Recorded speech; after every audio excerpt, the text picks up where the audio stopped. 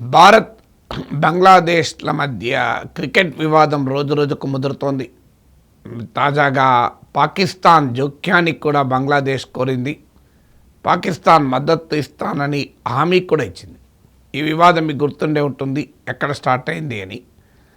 ఐపీఎల్కు బంగ్లాదేశ్ క్రీడాకారుడు ముస్తఫీజుర్ రెహమాన్. సో ఈ ముస్తఫీజుర్ రెహమాన్ బంగ్లాదేశ్ క్రీడాకారుడు.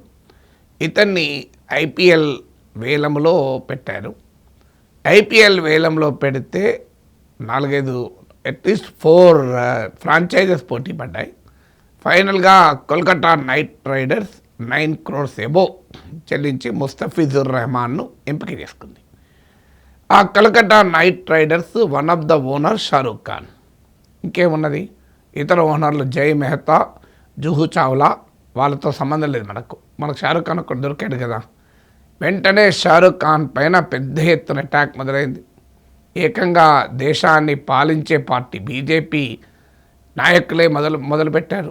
ఉత్తరప్రదేశ్ బీజేపీ ఎమ్మెల్యే సంగీత్ సోమ్ షారూక్ ఖాన్ దేశద్రోహి, ట్రేటర్ అంటూ అటాక్ చేశారు. Shahrukh Khan India's top most actor, India soft power అంటారే, ప్రపంచానికి ఇండియా సాఫ్ట్ పవర్ని తెలుపుతున్న ఒక మోస్ట్ ప్రామినెంట్ యాక్టర్.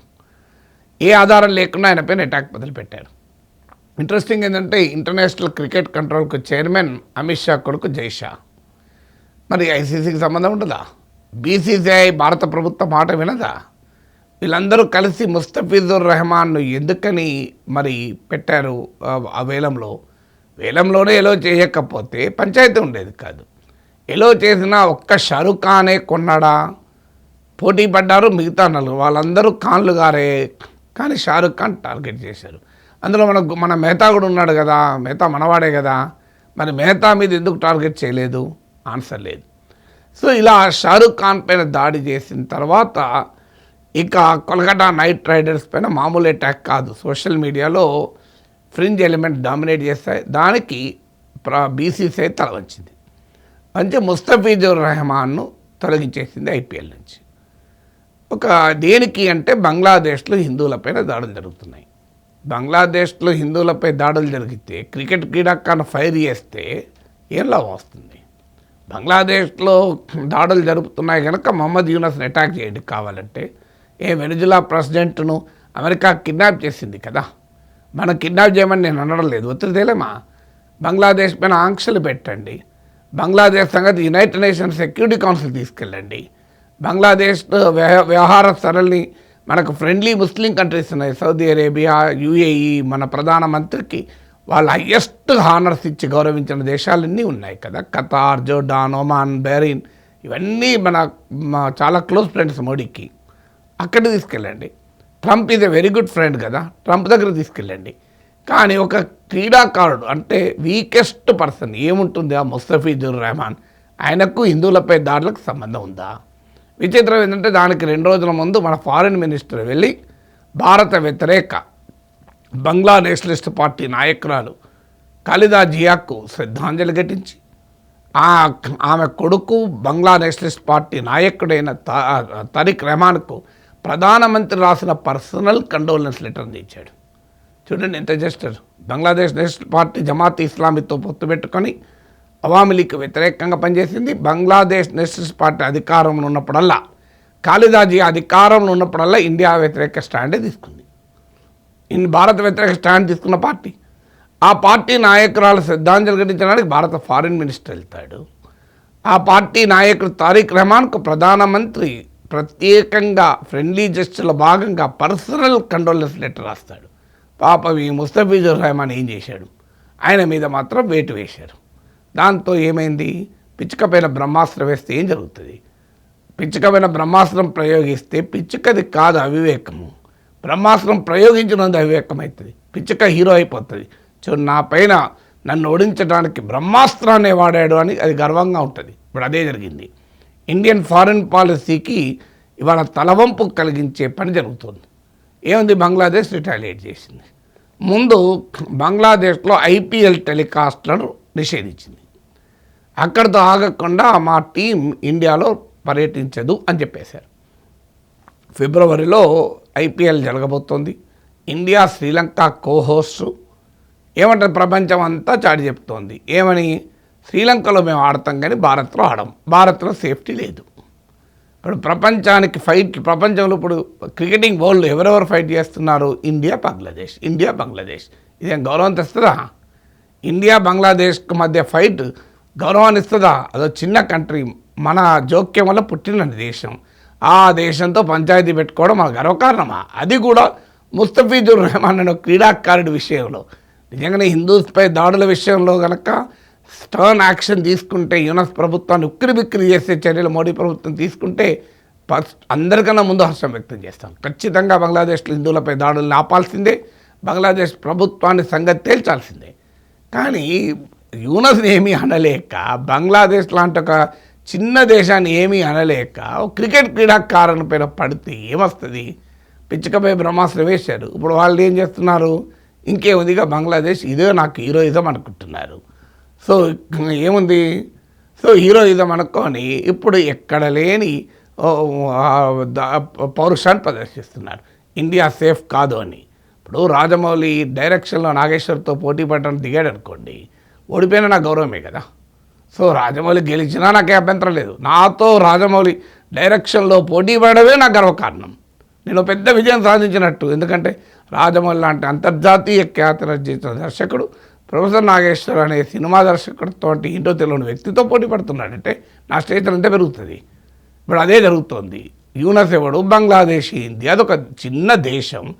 విశ్వగురు అయిన భారత్తో ఇలా పోటీ పడి ఫైట్ చేస్తుంది. మరి ఫైట్ చేస్తే అక్కడికి ఆగిందా? వెళ్ళి పాకిస్తాన్ కలుపుకుంది. ఇది తెలియదా మనకు?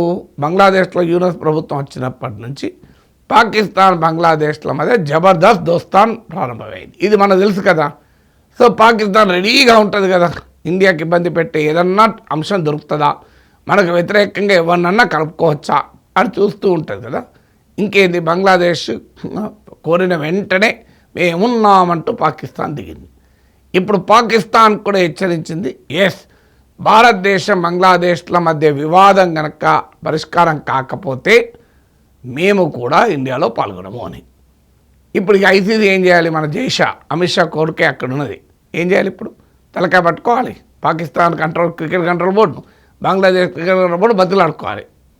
ఆ పరిస్థితి మన జైషాకి ఎందుకు దాపురించింది అంటే, ఫారిన్ పాలసీని ఒక మెచ్యూర్డ్ గవర్నమెంట్ డిసైడ్ చేయకుండా సోషల్ మీడియాలో ఉండే ఫ్రింజ్ గ్రూప్స్ డిసైడ్ చేస్తే ఇలాగే తయారవుతుంది.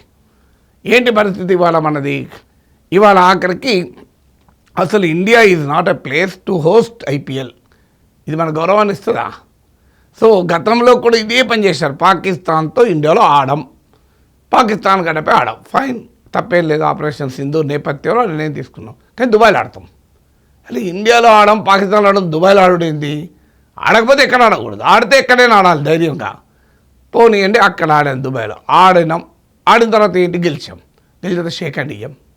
పాకిస్తాన్ క్రీడాకారులకు మేము షేక్ హ్యాండ్ కూడా ఇయ్యం. షేక్ హ్యాండ్ ఇవ్వకపోతే నష్టం ఎవరికి? మనకేమన్నా వాళ్ళకే నష్టం ఇవ్వకంటారు. ఇప్పుడు అదే జరిగింది. తర్వాత ఏంటి?